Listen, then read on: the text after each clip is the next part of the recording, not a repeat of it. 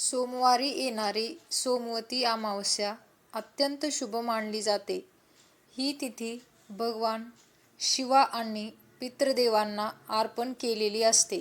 या दिवशी केलेले उपाय अनेक पटींनी फलदायी होतात, असे मानले जाते. सोमवती अमावस्येला काय करावे? 1 नंबर. पवित्र स्नान.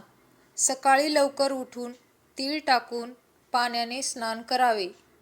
शक्य असल्यास नदीत स्नान करावे.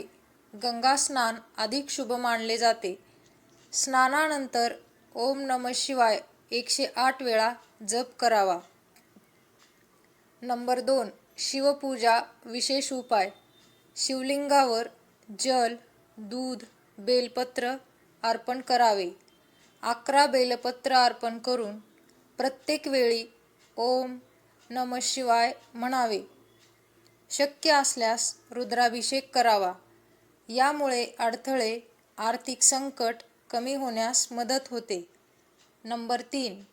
पिंपळ पूजन अत्यंत प्रभावी उपाय. पिंपळाच्या झाडाला पाणी अर्पण करावे. 7 किंवा 11 प्रदक्षिणा घालाव्यात.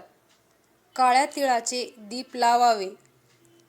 पितृदोष शांतीसाठी हा उपाय विशेष मानला जातो. 4 नंबर. पितृतर्पण. पितरांसाठी तीळ तर्पण करावे.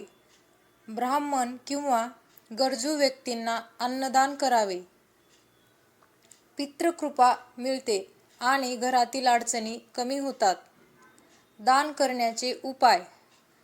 काळे तीळ, काळे कपडे, उडीद डाळ, चप्पल किंवा अन्नदान.